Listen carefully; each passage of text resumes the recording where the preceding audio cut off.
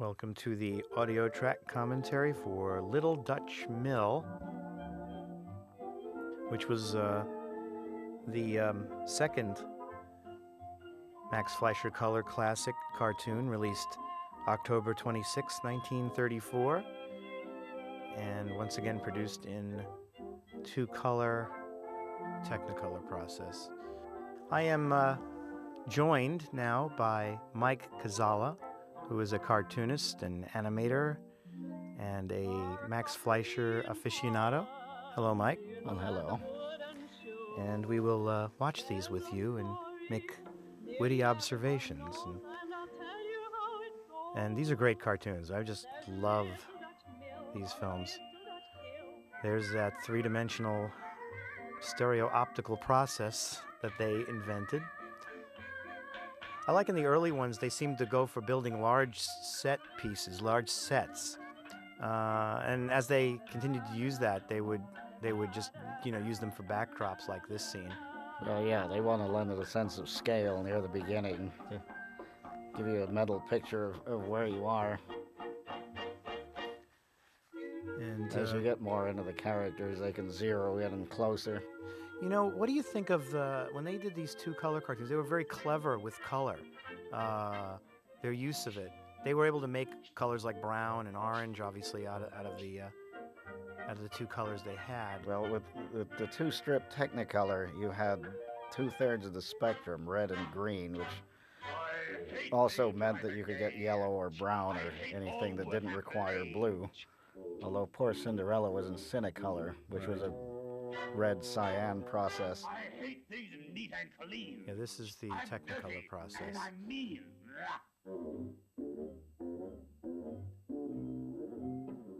This is a classic Fleischer bit or character here. They're more comfortable with the crazy characters, with the wild characters, like this miser is a great character for them. Doing sweet stuff, Disney-esque stuff was definitely alien to these guys, and although they make a wonderful attempt at it here.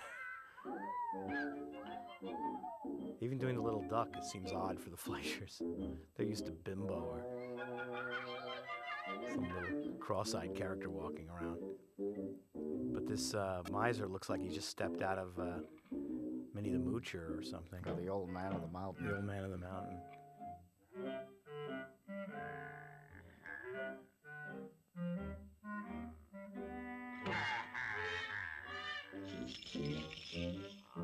The color classics were definitely an important training ground, though, for their studio and for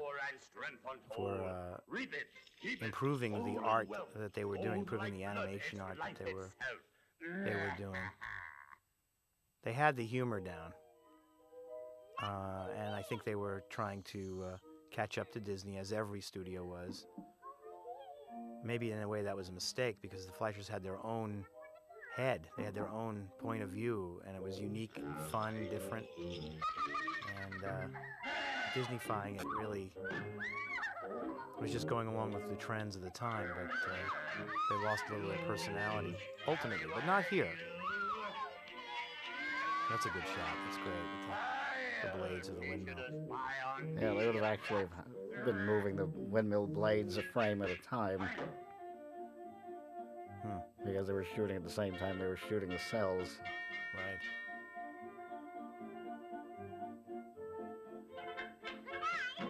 Suddenly the horrifying thought of the oh, that's a great shot of the wooden shoes. It's just a live action shot of the wooden shoes. I love how they had to spend lots of time building this stuff. Yeah, but it's interesting to see the models built in the similar style to what they're using for the layout and background work, so it meshes. Although in some ways it looks slicker in the black and white Popeyes. They did a nice job, though, of matching their backdrops to the animation art, so that it almost fools you when it starts to move. It's like a shock. It's like, whoa, you really get this interesting effect. The Comics Code would never approve this scene. Torturing little kids. They don't make cartoons like this anymore. No, I think marshmallows are too violent. I mean, this guy's like the Unabomber. The little duck who I think was white in the first scene is now a nice shade of pink.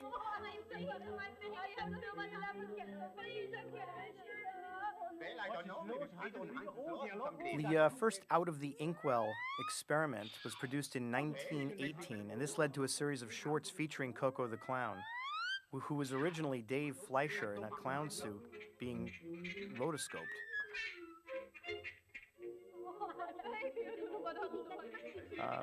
In the 20s, during the silent era, the Fleischers started their Screen Song series, which featured the famous bouncing ball that would go over the words of a popular song, and the audience would sing along to it.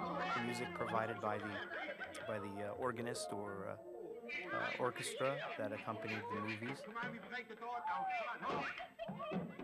Yeah, now you're going to see one of the things that makes them very different from Disney. Okay, point that out. The whole cartoon is that way. Well, if this was a Disney picture, they would have killed him.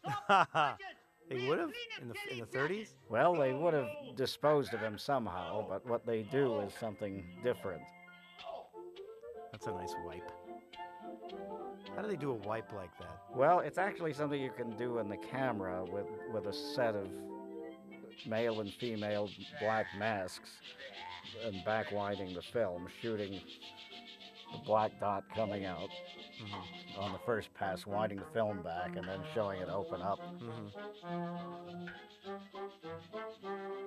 See, the Fleischers had a tendency to try to find more reconciliatory endings to some of their cartoons, like this one, trying to rehabilitate the man, which is something that Disney would never have done.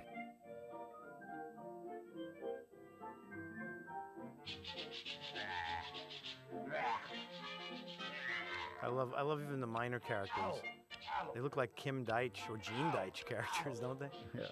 That weird underground comics thing going. Well, look me over here. How beautifully fixed up my home. Great dialogue here, which I'm positive was improvised by the voice man.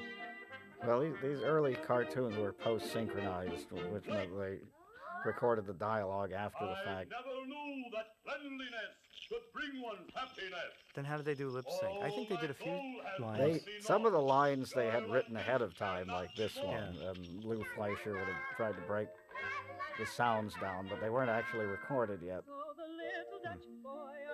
And then they would watch the film afterward, and then they'd already know what's going to happen. So sometimes that mumbling stuff is sort of what they know is about to happen.